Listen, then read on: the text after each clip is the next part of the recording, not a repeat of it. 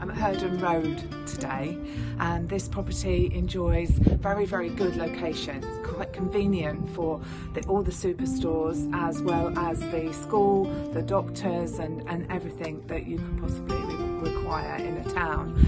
And it's also easy for the A30 going back and forth to Devon or further down into Cornwall. The property has got 3 bedrooms, all reasonable size, served by a bathroom on the first floor, and then downstairs you've got a fitted kitchen diner, plenty of room for a table in there, and you've also got a utility room, so extra storage space there as well, and a living room which overlooks this garden that I'm standing in now, which is mostly laid to lawn, and it's got a little covered decked area that you could sit in as well.